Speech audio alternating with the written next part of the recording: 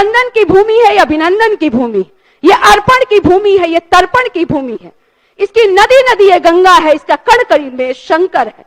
हम जिएंगे तो भारत के लिए, मरेंगे तो भारत के लिए। और मरने के बाद जब गंगा नदी में हमारी अस्थियां जलेंगी, अस्थियां बहेंगी, तो कान लगाकर सुनेंगे तो एक ही आवाज आएगी, भारत माता की जय, भारत माता की जय।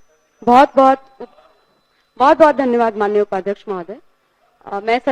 मैं विपक्ष के द्वारा लाए गए कटौती प्रस्ताव के समर्थन में बोलने के लिए खड़ी हुई हूँ।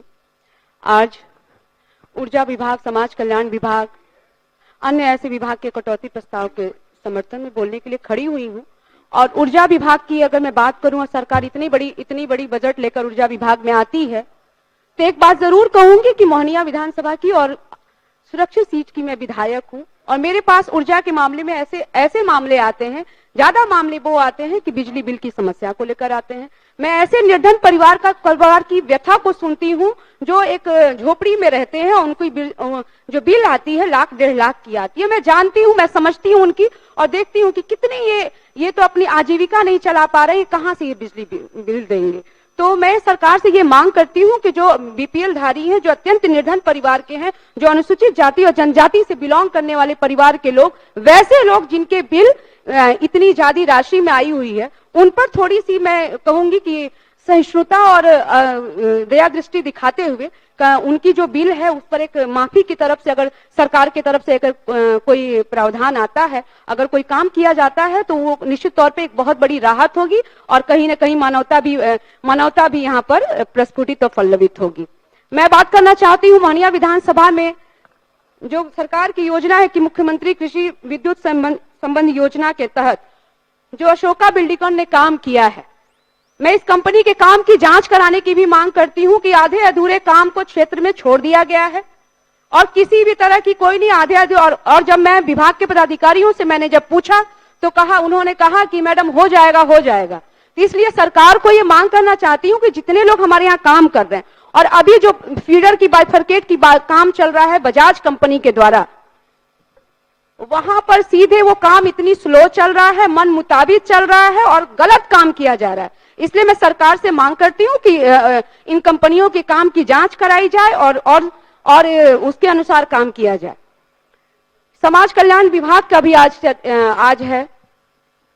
समाज कल्याण विभाग और ग्रामीण विकास विभाग, ग्रामीण विकास विभाग में मनरेगा के अगर काम की मैं जिक्र करना चाहूं तो मुझे लगता है कि मनरेगा सिर्फ मजदूरों की बात करनी चाहिए, तो मजदूरों से जाकर पूछ लिया जाए कि उन्हें कितनी मजदूरी मिलती है।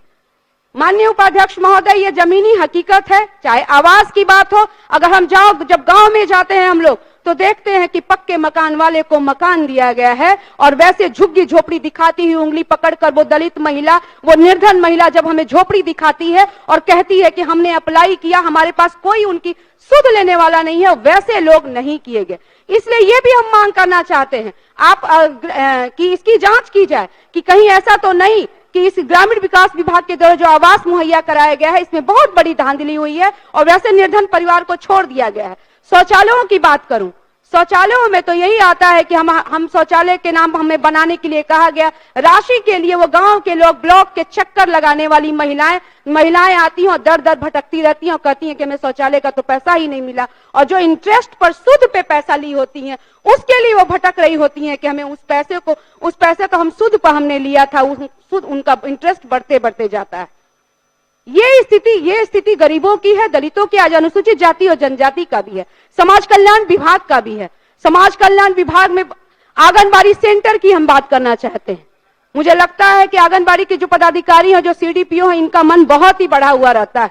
पोषाहार की मैं बात करूं, मैं कहते हूं कि जो आंगनबाड़ी का काम है कि 0 से 6 वर्ष के बच्चों को, कुपोषित बच्चे को कुपोषण के शिकार न हो, इनके लिए यह सरकार के द्वारा योजना चलाई जाती है। ऐसा कोई गर्भवती महिलाओं का कोई काम किया जाता है, सेंटर नहीं चलाए जाते हैं, सिर्फ सीडीपीओ और सीडीपीओ के द्वारा सिर्फ भारी अनियमितता बढ़ती जाती है। पूरे बिहार की ये यथा स्थिति है। और मोहनिया विधानसभा की अगर मैं जिक्र करना चाहूं तो मोहनिया और कुदरा मेरा प्रखंड में आए दिन मैं आंगनबाड़ी सेंटर का जब हम अवलोकन करते हैं, हमारे यहाँ के जब पदाधिकारी भी जाते हैं, मीडिया की सुर्खियां बनती हैं कि सेंटर नहीं खुला, बच्चों को खाना नहीं बना, जो मीनू के अनुसार है वो खाना नहीं बनता है। तो इसलिए मैं सरकार से आग्रह करना चाहती हूं कि इन सब ऐसे मुद्दे हैं, ऐसे संवेदनशील मुद्दे हैं जिन पर समाज के अंतिम पायदान के लोगों को लाभान्वित करने के लिए ये योजनाएं चलती हैं। तो मैं इन सब चाहूंगी, सरकार से आग्रह करूंगी कि सरकार इस चीजों को जांच भी कराए और इस चीजों पर कड़ा एक्शन भी ले, ताकि ये मैसेज आए पूरे बिहार में कि इस तरह की हरकत कोई पदाधिकारी न कर पाए, और जब पदाधिकारी नहीं करेंगे तभी ये शासन और व्यवस्था सुदृढ़ होगी। मैं गृह विभाग की अगर मैं बात करना चाहती हूँ कि अल्पसंख्यक कल्याण भी हो गया, ऐसे कब्रिस्तान हमारे यहाँ क्षेत्र में है, जब मैं भरकर की बात करूं, बड़पर की बात करूं, कि जो विवाद होते रहते हैं, आए दिन विवाद होते रहते हैं। तो मैं ये सरकार से मांग करती हूं कि कब्रिस्तान घेराबंदी में सेंसिटिवली उसको काम कराया जाए, क्योंकि कोई ऐसा विवाद न हो, उससे पहले ही ये काम करा लिया जाए। बस ये कहूंगी। और जो हमारे यहाँ जो मद्य निषेध विभाग काम करता है, मैं चेक पोस्ट की बात करूं, ऐसे ये जो प्रतिमा जी ने भी सही बात कहा कि जो इतने शराब के पकड़े जाते हैं, सभी थाने में रखे होते हैं, उसके बाद पुलिस पदाधिकारियों के द्वारा जो वहां पे जो काम करते हैं चेक पोस्ट पे, उनके द्वारा भी भारी अनियमितता जताई जाती है। सुरक्षित सीट से आती हूं मैं, मुझे लगता है कि पदाधिकारियों को कोई सूंद नहीं होती है, बात ना कोई डर होता है। और अनुसूचित जाति और जनजाति की अगर मैं बात करना चाहूं तो इतना जरूर कहूंगी कि हमारे क्षेत्र में, हमारा कैमूर जिला और जो 19% दलितों की आबादी जो जातीय जनगणना में सामने आई है, विद्यालयों की स्थिति देख लीजिए, जितने आउटसोर्सिंग के माध्यम से अनुसूचित जाति और जनजाति के विद्यालयों में लोग रखे जा रहे हैं, जो गार्ड और स्वीपर का काम करते हैं, जो उनकी पेमेंट, उनकी भारी शिकायत, आप जांच करवा लीजिए कैमूर जिले में, उनको पेमेंट जितनी है उससे 5000 तक ही दिया जाता है। और जब ये यथा आते हैं आउटसोर्सिंग के काम पर, कैमूर जिले के मैं कहूंगी कि जांच कराई जाए।